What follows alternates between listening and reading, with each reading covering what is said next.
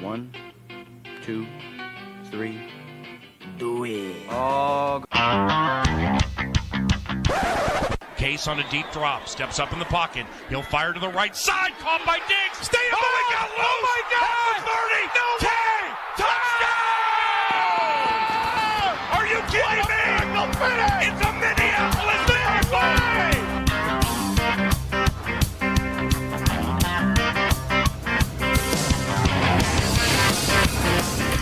All right, we're coming right back in, Mike, to another edition of the Skoldiers podcast. I'm Ed Brownmarkle, as always. Mike, you're across from me. You're Mike Anderson. I am. What is up tonight? Well, my morale.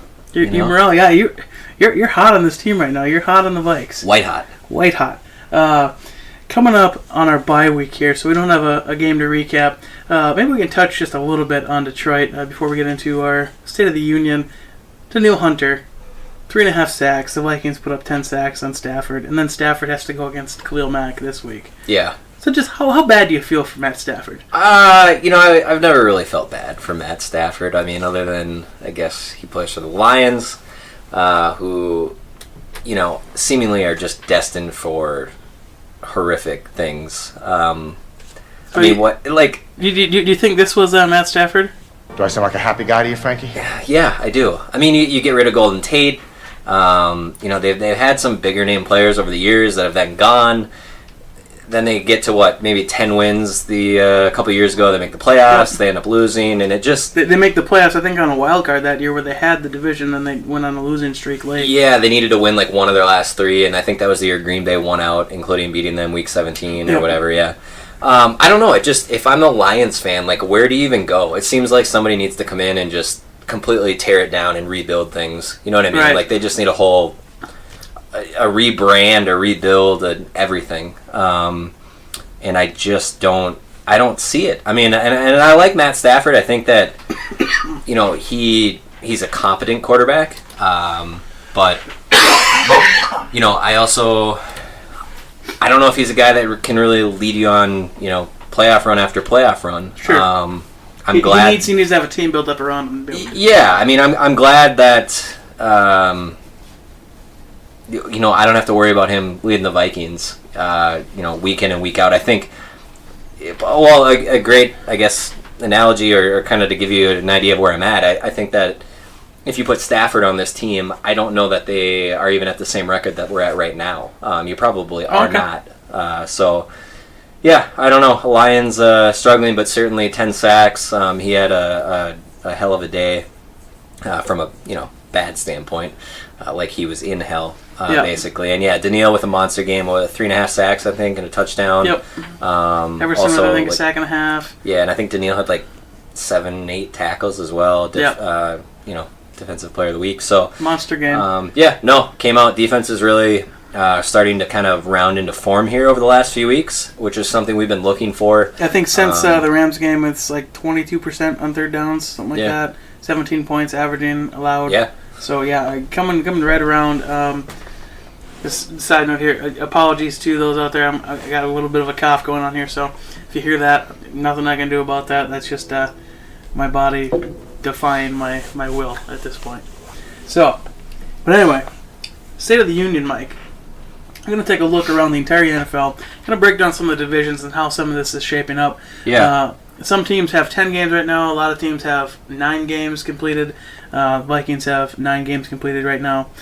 Just coming off our bye as we discussed, but playoff picture is starting to solidify for some of these divisions, and for some of them it's starting to heat up a little bit and starting to get a little bit close.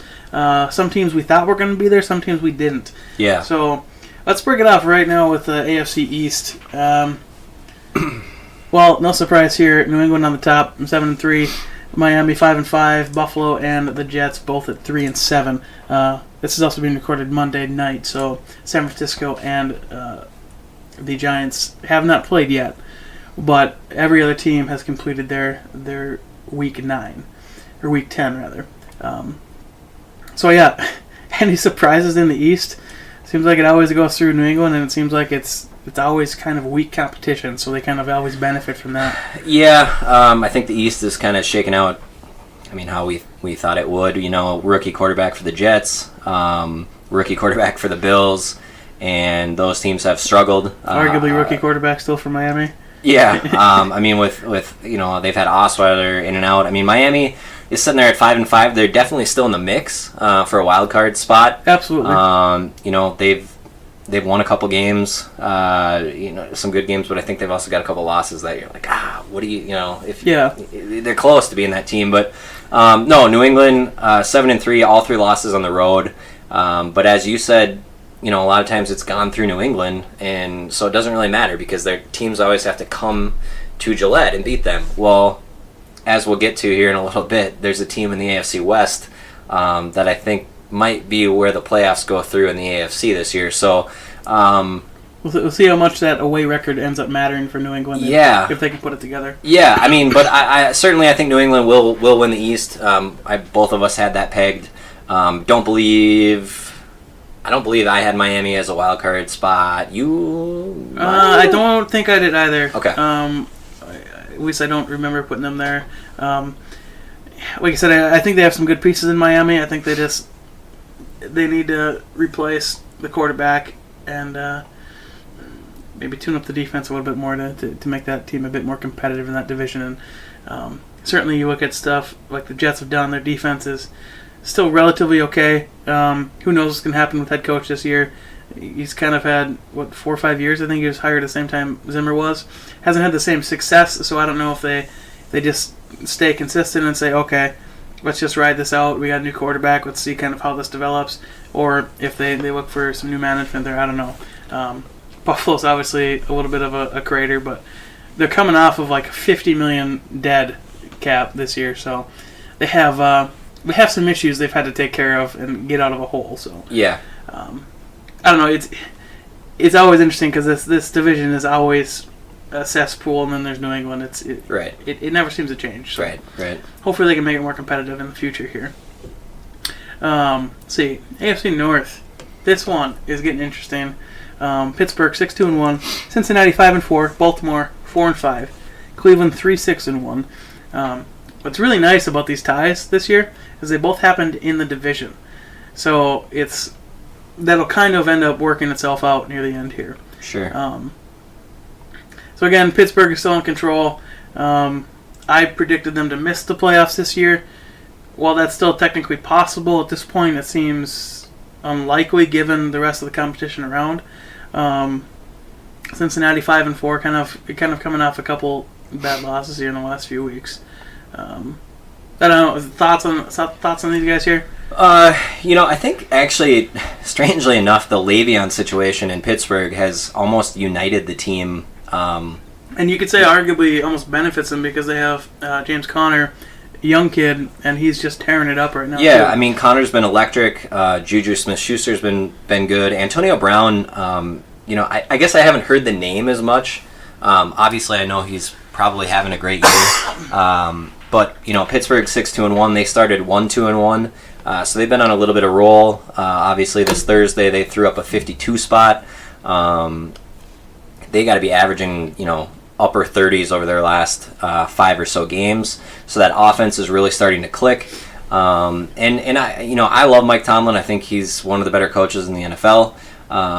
So I look for Pittsburgh to hold on, win this. You look, Cincinnati just got blown out by the Saints at home, and that dropped them to 5-4. So, with Cincinnati, Baltimore, both of them are sitting there. There's a possibility that they could grab one of those wild card spots. Baltimore also, just to note, Flacco is dealing with a hip injury. Yeah, I think so. Lamar Jackson time, maybe. We'll kind of see how that goes. I mean, maybe that gives him a spark and that gets him out of the little lull they're in right now.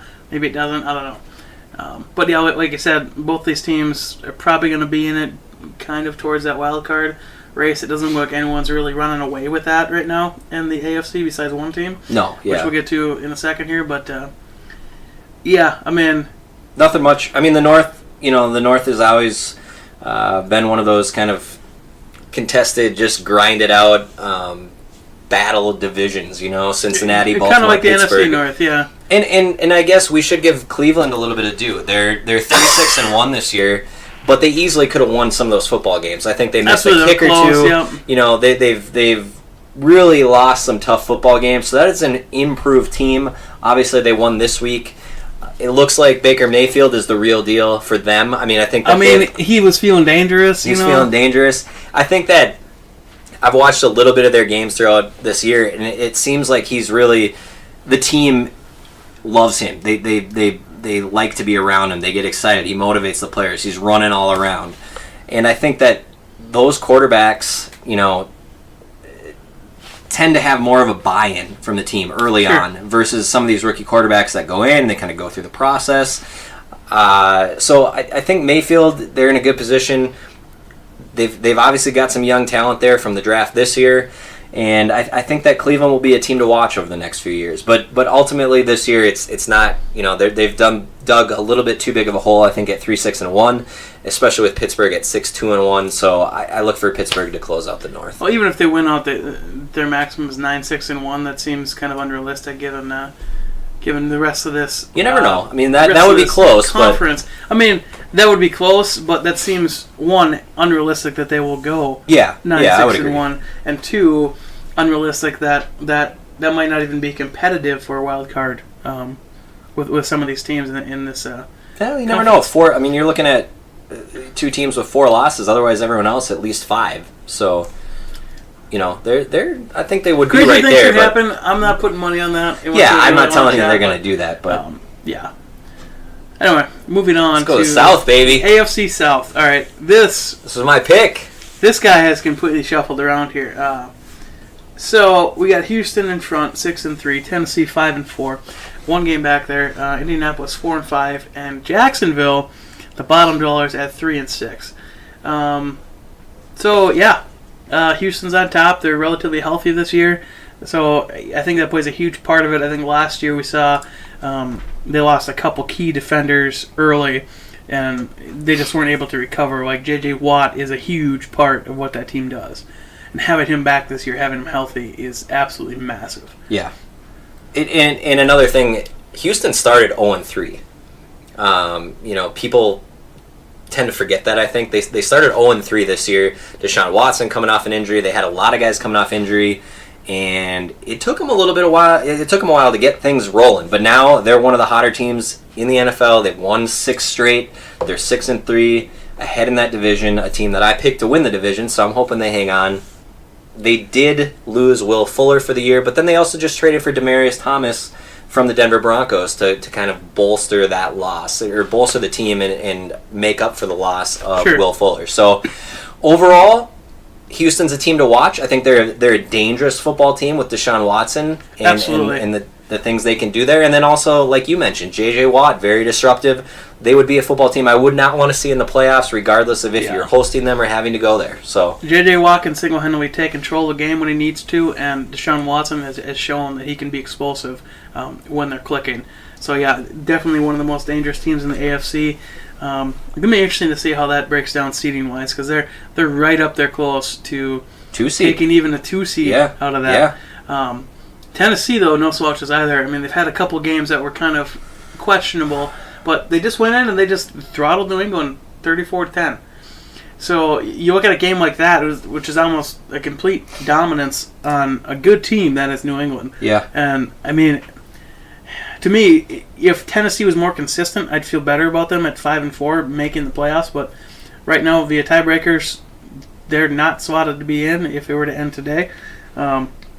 Obviously, it doesn't. We have more games to play, so it's going to continue. But I don't know. Tennessee, I think, is going to be one of those fringe teams that's just going to hang around, and if they make it, and if they put it together at the right time, they might be able to do some damage. But I don't think they're going to go far this year. They strike me as one of those teams, the Teddy team, Blair Walsh, 27 wide left. One of those teams that's in almost every football game. They play close to an opponent regardless, and that's dangerous for both ways. You're in. They've beaten some good teams this year, as you mentioned. Tennessee has beaten Houston. They've beaten Jacksonville when Jacksonville was still not deemed to be 3-6. Yeah, they've beaten the Eagles this year. They just beat the Patriots. So it's a team that can play with anybody, but they've also lost to the Bills. They've lost to the Dolphins this year. So it's also they just tend to play in these close, hard-fought games, and it comes down to the wire. I think against the Chargers, they end up losing that football game, but I believe they went for 2 to try to win it on the last play, score to get in, and basically an untimed down. They could have kicked the extra point to tie it, send it in overtime. They opt to go for 2 against the Chargers, London game. Love that play call. But that's kind of the team. That's the sort of team they are. So, sure. Another example of a dangerous team in the South. I think Indy is starting to play a little bit better football here. They just beat Jacksonville here this week. Jacksonville kind of shot themselves in the foot a little bit, fumbling. I think maybe on the Indy 15 at the end, they were down 3, and I think it was Keelan Cole fumbled late. So that would have been possibly sending that game to overtime. But 3-6, I mean, it's probably too late at this point. And I just think the team morale and everything there doesn't seem great, right? Bortles, and I don't know. Let me ask you this. Is Blake Bortles a starting quarterback next year for them? No. I don't believe so. I think they got to make a change there. Whether it's you wait till free agents, or maybe even you wait till Teddy Bridgewater comes up next year and you make a run on him. If that results in you having to pay tens of millions just to cut your loss, would you do it at this point in time? Like right now in the season? No, not right now in the season, but in the off season. Because right now, with the talent they have on the defensive side of the ball and Leonard Fournette, I think it's a situation very similar to what Minnesota was. Yeah, you have everything else in place. You have the a window. Defense is talented. You have this window. I think you have to go out and you have to try to find your answer there. It doesn't have to be somebody. If you have a strong defense like Jacksonville does, it does not have to be the top 5 quarterback. No, get a game manager. It's got to be a guy that can make some throws, make some accurate throws when you need him to. Get an Alex Smith. Chunk field down and just get down there and you let your defense win you games. And maybe once or twice a season, the offense has to win you games. And you get, like you said, an Alex Smith, even a Teddy Bridgewater, somebody like that. Yeah, they're all guys that can move the ball at will. They're high percentage throwers. Sam Bradford, right? Although maybe not so much anymore. He should kind of hang up the cleats myself if it's me. But I think they got to fix that because clearly I don't think Bortles is the answer. They benched him for a full game, did they not? At least half a game. So they need to get that figured out because if that's their one weakness, they need to fix that. I think when you look at this as a whole, and we'll kind of do that, we'll get through the West here and move to the NFC, but there are really 2 surprises to me that stick out, especially looking back at our preseason projections, and certainly Jacksonville is possibly the number one. Them being 3-6 right now is not something I anticipated. I thought that defense was so much the real deal that I just didn't see this coming. So that it's a shocker to me that they're sitting there at 3-6. And Fournette's been out for maybe 4 weeks. Well, he's actually been out. He's only, at least in fantasy, he's put up 4 points like in week 2. He's been hurt or limited for almost the entire season. Yeah, came back last week, had a nice game, but it wasn't enough. So Houston. They got to find a way to get that together. I'm not going to call it for Houston yet, but I think the way they're playing, that's where I tend to lead right now. Absolutely. Kicking it over to the West. Woo! This division is getting fun. At least the top half of it is. Yeah. Kansas City 9-1. Los Angeles Chargers 7-2. One game back, really. Both of our Super Bowl picks from the AFC, I believe. Yes, sir. Denver 3-6. Oakland 1-8. The last 2 here, not really big surprises. Case Keenum's kind of falling back to what we expected him to be. Obviously, 2017 is kind of an outlier for him. Now, I'm not saying he's a completely bad quarterback, but I think he needs a lot of pieces to be in a very specific position for him to get the production that he got out of 2017. And right now, he doesn't have that in Denver. Right. They're missing some receivers that can make him look better. They're missing, I don't know, kind of that dynamic of the duo we had. They don't really have that in Denver, where guys can make plays off of his relatively inaccurate throws. Well, I mean, they had Demaryius. I think Emmanuel Sanders is a good receiver, a little bit more of a possession type receiver. But then again, that's almost a Thielen. Obviously, Thielen has blown into... Correct. If you got nothing else to take the pressure off of that Thielen or Emmanuel Sanders in this case, I mean, he's going to be covered and you're going to have issues. First round pick was Sutton, I believe, for them this year, maybe second round.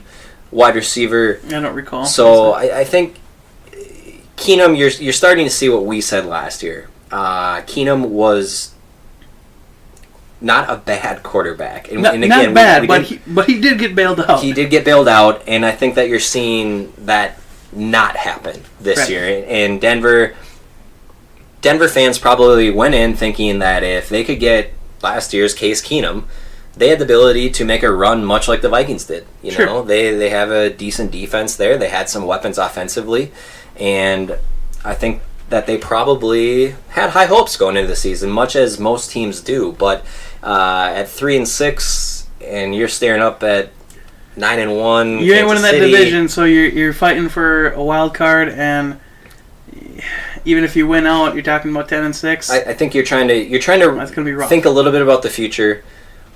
There's obviously some very good pieces there, and I think now it's how do we transition, because you don't want to go into full rebuild mode. How quickly can we get back into contention? Right. And I think those are the decisions that Elway has to be thinking about right now. So, unfortunately, not the season you wanted to have in Denver, but still some pieces there, still some reason for optimism. I think long term, but certainly when you stare at Kansas City and the youth that they have and the success they're having right now, it's a little intimidating, to say the least. And that's gonna be the sled for a while there. Yeah. So you're gonna have to figure it out pretty quick, and you're gonna be up against that year after year for probably the next 5-10 years with Mahomes in his prime, with some of those weapons he's got still on young contracts. Spend a quick time here on the bottom dweller here, Oakland 1-8. Is there much to say here besides it's John Gruden in Oakland, and hopefully you do better next year? You know, I've read every sort of thing you can imagine about Oakland. I would like to point out that I did say in the preseason show that I thought Oakland would be the worst team in the NFL this year. And True.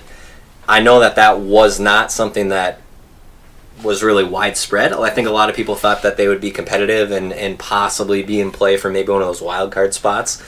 They had the talent, but to get rid of Mack, to get rid of Amari Cooper, to have tension between Carr and Gruden, this just seems like a toxic environment right now, and it doesn't seem like a place, if I was a player, that I would have any intention of going. Now, I know you've got Vegas, you've got kind of a long-term plan, and those are the positives that when you read about Gruden and what's going on right now, they've got draft picks now, and he seemingly has a 10-year plan. They signed him to a 10-year deal. You know, you can't give a guy 10 years to build. There's no way you're sitting here and 10 years from now waiting for that, Super Bowl. They're going to need to do some damage earlier than that. But I think that he starts to bring in some more of his own players. They start to draft well. If they improve next year, you get another year. If he's kind of preaching that this is a 3 to 4 year deal before you're really going to start to see some returns, all right. I think you clearly chalk this up to a lost season, but he must be having conversations with management that they're on board with. Sure. But that game last week, I think it was, against the 49ers, was one of the most pathetic football performances I've ever seen from a football team in my life. Even worse than Monday Night Football, Giants versus Vikings. I'm not going to compare whatever, but that was horrible. Yeah. Just seemed like they gave up. So I don't know. Like I said, it'll be interesting to see what happens with that team in the future. Like you said, I think they got 3 first-round picks out of the Quill trade, so they'll have 3 next year. And Amari. 1 from Dallas, the Amari Cooper trade, 1 of their own, and then 1 from Chicago, which now is looking to be probably a fairly late round pick. Dallas is probably middle round pick. So we'll see what they wheel and deal on there. I wouldn't expect them to stay put on all 3 of their picks. I expect them to do some dealing if they really wanted to maximize their potential in those. They just have so many needs too, though. Yeah, that's the thing. And true. It sounds like they're not even sure if they want to go with Carr, which I'm fine with, if you don't think he's your guy. But if he's not, they don't really have a running back. They've got Lynch, who's hurt, but I don't think that's the long-term answer. receivers. You just got rid of Amari Cooper, one of the younger. I think Cooper is one of the younger up and coming receivers in the league, and you decided nope, doesn't fit here, doesn't mesh. So what do you have there right now? I don't know. It's a little bit. I would have a lack of faith right now if I was a Raider fan. Thank God I'm not. But well, I think every fan base has been through something like that in their lifetime. Yeah, maybe not quite as drastic as that has been, but certainly some of the teams have been there, close to that. But enough about Oakland. Yeah, let's move to the top, kind of the fun a little bit. Pat Mahomes. The Pat Mahomes show. Dynamic offense that is Kansas City. They are 9-1. They are burying you. they bury their opponents. I mean, it is what it is. Their defense is not great, but when you throw up 40 points a game, 40, 50 points a game, you don't really need to play that much defense to win. No. You're basically daring the other team to beat you with offense. And I don't know if it's something that teams just have to face or get enough tape on to be able to pick up on what they're doing to destroy so many defenses. But I have a feeling it's not always going to be this high-powered. I think at some point someone's going to catch on and key into what they're doing. Yeah, they're dynamic, and that seems like an insult to the word dynamic, or an insult to them, because it's so much more than that right now. You have Tyreek Hill, one of the fastest players in the NFL, and then when you have Mahomes and the cannon that he has and the mobility and speed that he brings, those two on their own are just almost unfair. Well, now you add a really, really good running back in Kareem Hunt, who is great in the passing game and great in the running game. Then you have Travis Kelce, one of the best tight ends in the game. They added Sammy Watkins. You have all these players that when you combine everything, it's almost like pick your poison. You know what I mean? Oh, we're gonna take Tyreek out, which teams have done that a couple games. Well, then Kareem Hunt goes off for 40 points. Or they spread the ball really well. I'd like to focus on Mahomes. I've watched enough Chiefs games. He's just the release, and I think we've talked about this before. The ball gets out so quick, and it is there. It is to that receiver. I've never seen such a cannon from a quarterback, and it's just been impressive to watch. I think I agree with you. Things always tend to, it's a copycat league, right? So at some point, someone's going to figure it out. You can't copy Mahomes, right? That majority of that is just talent, but the defenses, you're going to figure out ways to kind of try to slow them down. Is it very masochistic of me that I would actually prefer to see them in the Super Bowl? Because I think that matchup with our defense and their offense would be just an amazing game. Yeah, right now I wouldn't want to see them anywhere, so I don't know. But at this point, I don't know that I see who stops them. It would be really fun to see a Watson-Mahomes matchup with those two offenses, and then also Houston obviously having the edge defensively. I think that edge defensively might be enough to make that just a shootout, and how fun would that game be to watch? But an amazing game. No, I think Kansas City is playing at an extremely high level offensively. Mahomes has 31 touchdowns, 3,150 yards passing. We're going into week 11. And so it just unreal. Chiefs are rolling. Real. Yeah. And then you have the Chargers, who 7-2, only one loss back. Yeah, starting to play some good football. Rivers doing the Rivers thing. Keenan Allen is starting to play well. Melvin Gordon's doing his thing. He's even missed a game or two here or there. They're still injured a little bit. I was telling you before we started recording here that they just lost the linebacker Perriman for the year. It sounds like that's a big loss for them. Joey Bosa hasn't even played a snap, I don't believe, this year, who is one of the better defensive players in the league. Right. So that's going to be huge. He will be back. Sounds like he could be back any time here, so that'll be a big addition for them. But they're starting to get to the point where it's like, one more injury, and you're kind of... I'm worried about them from an injury standpoint. If they can stay as healthy as they are right now, I think that's a team with the experience that they have. So that's the one thing I'll say about Kansas City. They're young. They're young. You have Andy Reid. Last year they end up losing out in a game, classic Andy Reid style, But that was Alex Smith. That was a little bit different. Well, didn't they start like 11-0 and they finished 11-5? Something like that. Or... was it they started 0-5 and then won 11 in a row? Yeah, I could one be of the something two. like that. Yeah, but and Reed has the experience that I think that that youth, he'll be able to kind of, round that edge, I guess, if you will. So, but it'll still be there. It will, and I think with Rivers, you've got a lot of experience there, and so I don't know. That would be an interesting matchup. I do think Kansas City right now. I'm not going to tell you that the Chargers are going to overtake them and win this division. I just don't see it at this point. I'm not sure. Let me check here to see if they've played each other. Kansas City. Unless you know that off the top of your Chargers? head, yeah. I don't know that off the top of my head, but I do know that Kansas City is playing LA Rams in Mexico. Yeah, this week. Which will be a fun one. So that'll be interesting, and that could be. They do have the Chargers again. So here's the thing. Look at the Chiefs the rest of the way. They've got the Rams in Mexico City, which is a game the NFL is losing its mind over, and then they should be the highest ever over under in Vegas. 63 and a half, I think, something like that. It's ridiculous. I'd go over on that. Yeah, so you have that game, which it's in Mexico City, I believe. Yep. So kind of a road game, kind of not though. It's just going to be a sweet, loud environment. But then after that, they've got a bye. Then they have the Raiders twice, the Ravens at home, at Seattle, and the Chargers. So when you look at Oakland, like we've talked about, right now I think Alabama might be able to beat Oakland. I mean, and I'm normally a guy that never goes with that argument, but right now I think Oakland, those are automatically 2 wins. That's going to jump them up to 11 right there. And then you've got Chargers, Ravens at home. Let's just say they win one of them. That's going to put them at 12 wins. I just don't know that the Chargers are going to have the ability to overcome them right now, even though they're sitting at 7-2. I can't believe we're sitting here saying a 7-2 team has no chance at a division.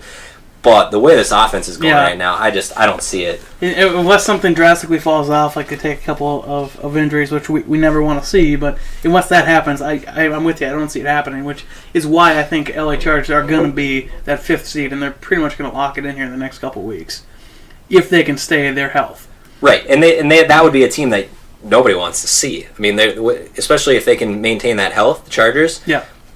Going to New England, I mean, that's still again the experience there, and the AFC is kind of wide open. I think look at New England, Pittsburgh, and now I guess we can kind of all encompass this. New England, Pittsburgh experience there, dynamic quarterbacks in Watson, Mahomes with Houston, Kansas City, and then you've got a Charger team. Again, like we said, a lot of experience, a lot of talent, and then who knows where you're going to come in. Maybe it's a Tennessee though, a team that just continues to be in every football game. I don't know. AFC is going to be fun. Yeah, it'll be fun this year to actually see some competition instead of just the top 2 always rising, and then. I don't know. I don't think New England's going to come out of the AFC. You can call that bold if you want, but I don't see. I don't think that's bold. I don't think that's bold right now. I think that's probably a fair take given how they've played and the losses they've taken, which they really shouldn't have lost. And you look at, like you said, just the high-poweredness of KC. I mean, everything is running through KC right now in my mind. They're the team to beat. They're going to be the team to beat. I wouldn't be surprised. I would honestly pen them in as an AFC Championship participant. Now, their one loss is to New England, for the record. But it was close. It was also at New England, 40-43. But it was close. Yeah, 83. Yeah, definitely take the over this week. Oh, yeah. 61. If you're betting on 63.5, you take the over because it's the Rams versus Kansas City. And then you can parlay it with the Vikings getting 3.5 and just bet everything you own, and you're just going to cash. Yeah. We'd like to point out that our advice is not legally binding by any methods, and you are at your own risk for betting in Vegas. Thank you. But if you do that and you hit some... maybe throw a couple shekels our way. Maybe we should throw our Venmos out instead of our Twitter handles. Yeah. Yeah, throw us a couple shekels. Whatever. Anyways, all right. That's the AFC.